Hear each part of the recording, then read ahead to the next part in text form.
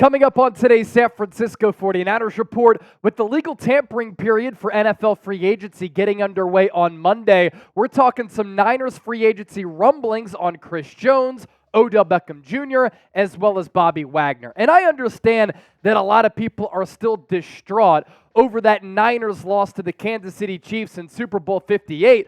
But if you're excited to see what San Francisco does here in free agency to make the necessary changes and additions to this roster to not only get them back to the Super Bowl, but this time win it, I want you to hit that thumbs up icon, like the video, and with that, let's talk some Niners football right now.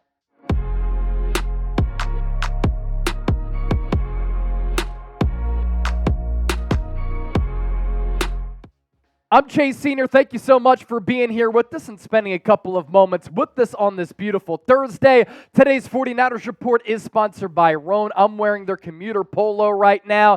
You can really add to your wardrobe with a lot of swagger by going to roan.com/chatsports. You get 20% off your order. Roan is an incredible brand with high-quality men's gear, and you can get everything from shorts to pants to dress shirts, polos, that, and a whole lot more. And I'm able to wear Roan clothing out on a date, if I'm taking down some drinks with a lot of coworkers here at Chat Sports. I even wear this polo out on the golf course. And for me, my life is about versatility. My life is about being active, but also looking sophisticated. And you know the saying, look good, feel good. You're able to do that with Roan. So we're going to put all of this information down for you in the comment section as well as in the description of this video. You don't want to miss out on this limited time deal. It's 20% off roan.com/chatsports. Once again, you can find all of that information down below in the show notes. High quality men's clothing, breathable and stretchable fabric. No need to go to the dry cleaner with wrinkle release technology, anti-odor technology as well. And you can really get everything that you're in need of with Roan today. All right, Niners free agency buzz. A lot of people have reached out to me as far as the faithful asking me, Chase, I have seen the Kansas City Chiefs defensive tackle Chris Jones wreak havoc in Super Bowl 54, in Super Bowl 58. He's going to be due a bag, but due to the financial constraints on that Chiefs roster, is Kansas City going to be able to afford him? And is Chris Jones a realistic option for the San Francisco 49ers? There's no doubt he's a special player. He's the number one free agent available in free agency. And it's becoming a real question. Is Kansas City going to be able to give him a bag and retain him? Because according to reports, the Chiefs are willing to give Jones right now about $25 to $26 million per year. He said that he wants to run it back to go after that three-peat with Kansas City. Here's the deal, though. Chris Jones knows that other teams are on the doorstep. And he understands that he can get a lot more money elsewhere if the Chiefs' price that they're willing to go to is only $25 to $26 million. Because I think there are a bevy of teams across the NFL who look at a special player like this, the impact that he has on every single game that he's on the field for, and they're going to be willing to give him $30 plus million. And the realistic question for San Francisco, can they actually pay that? I understand that a lot of people are already in the comment section saying, Chase, the Niners have no cap space. Look, you've hit me up with that on X. I've seen you say it in the comment section here on YouTube. San Francisco pretty easily can free up $90 plus million with restructures, contract extensions, and by cutting a couple of players. But on that same token, I don't think it's realistic that San Francisco is going to be able to pay that much money for Chris Jones with the other needs that they have on this roster. And looking at the financial situation and the financial landscape for this organization, not just this year in 2024, but in the years to come. So the probability, very low for the Niners to land a player of this caliber. They're also paying a lot of big dollars to Javon Hargrave as well as Eric Armstead, and those two players simply just have to play a little bit better for the Niners this upcoming season. Taking Jones away from the Chiefs, though, after he wrecked your offensive line in both of the Super Bowls that you played in against Kansas City, that's certainly appealing. And there's a case to be made that Jones deserves to be paid more than Nick Bosa. That's $34 million per year on an average annual value. We're talking about how San Francisco can't afford to pay 2 wide receivers $50 combined million. With Brandon Ayuk and Deebo Samuel, you're not going to be able to pay Chris Jones and Nick Bosa both $34 million plus. It's just not possible with a Brock Purdy contract extension looming as well. But my goodness, I think Jones, he's going to go down as one of the best defensive players of this generation. And I've said this a couple of times. I think that Jones has unseated Aaron Donald really the last couple of years as the best defensive tackle in the game. This past year, 30 tackles, 13 TFLs, 10.5 sacks, 4 pass breakups. For a player who plays on the interior, to have a season like he had in 2022 with 15.5 sacks, that's ridiculous. And not only are the numbers fantastic, his impact sometimes is even more impressive than the production. So to round things out here, for those of you asking me, Chase, can San Francisco realistically sign Chris Jones? I don't think it's in the cards. I don't think it's going to happen. And I don't think it's realistic, especially when you consider I'd rather see the Niners bulk up the right side of the offensive line at right guard, right tackle. You have a need at cornerback. You could use another linebacker. You could use another wide receiver to really fortify the entirety of this team. Now, before we continue to keep it moving, make sure you subscribe to us here on the Niners Report.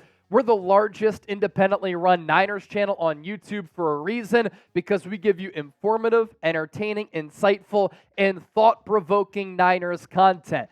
And when free agency gets underway on Monday, we will talk about every single move that the Niners are going to make right here on the show. Next up, Odell Beckham Jr. It's been a long time since he's been an elite wide receiver.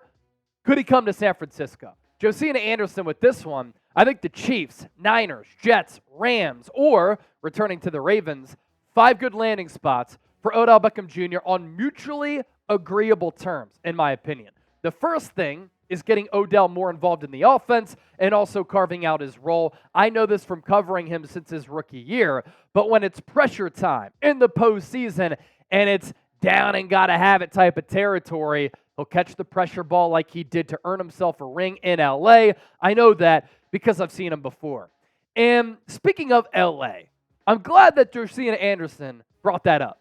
That was the last time that OBJ was playing at an elite level, and I'm not even sure it was an elite level. Like in some games, he played at an elite level. Sustainably in a single season, it's been a long time since he's been an upper echelon premier wide receiver. But as I just said moments ago, and as I've said before, I think getting another wide receiver on this team makes a lot of sense. You have to figure out what the future is going to be for Brandon Ayuk.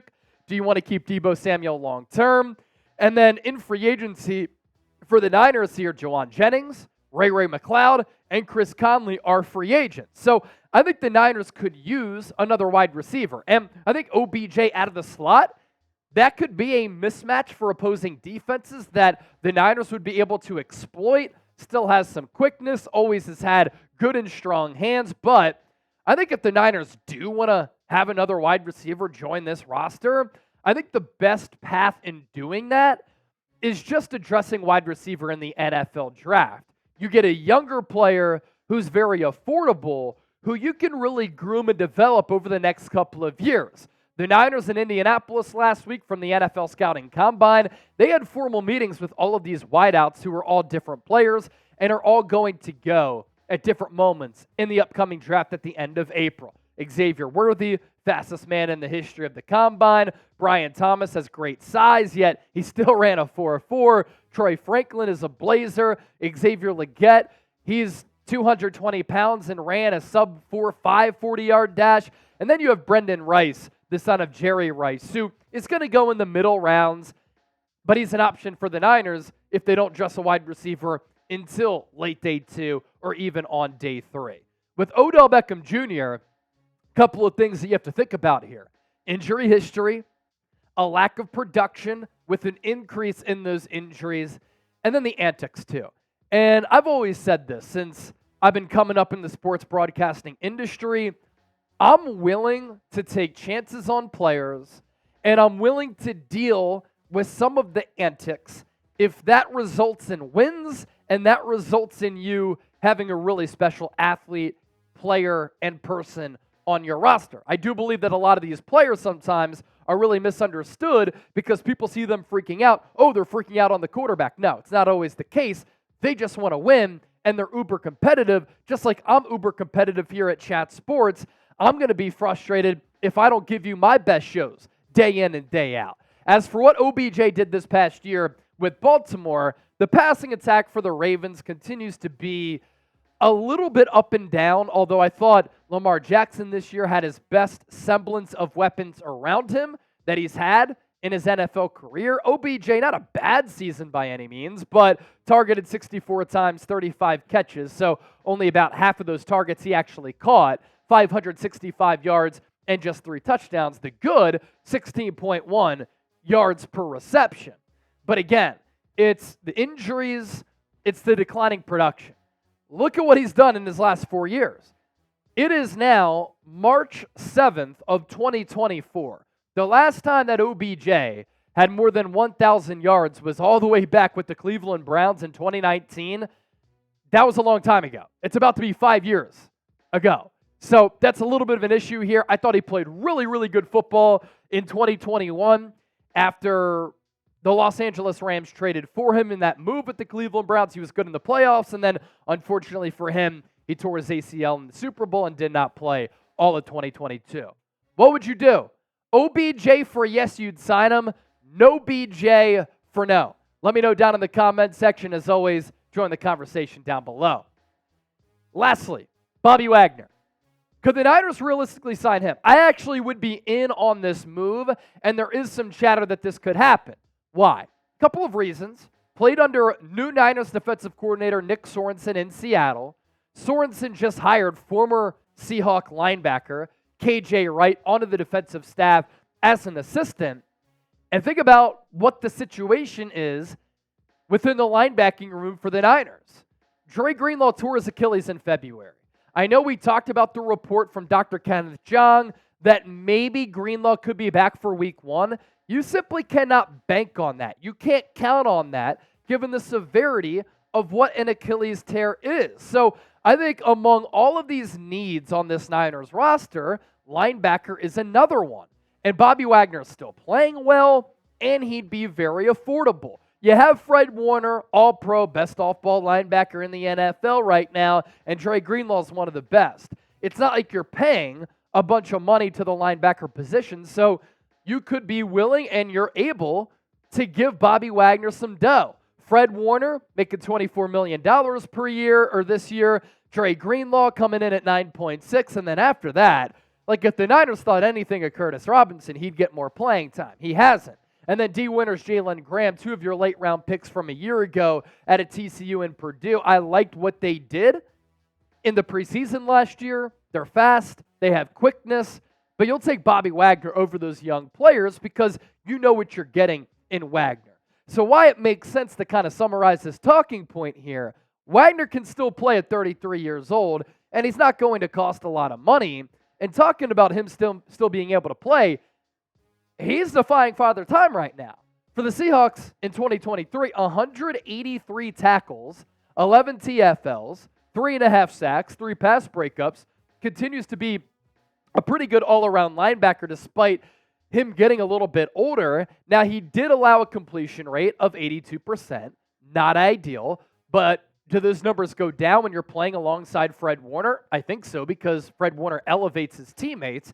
He gave up 2 touchdowns, 3 pass breakups, no picks, and of course the quarterback rating, not that great either. But a consistent tackler, a reliable tackler, who still, as he continues to get a little bit older, is giving his respective team, whether it's the Rams or the Seahawks, more than 100 tackles every single season. He's a team captain. He's a smart and cerebral player. He's a leader.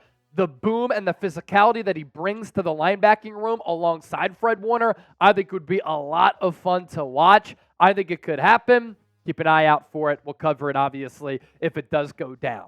Make sure you give me a follow on X. Make sure you give me a follow on Instagram. My social media pages continue to take off. A lot of short-form content and overall Niners thoughts, and it's always good to chop it up with the faithful over there.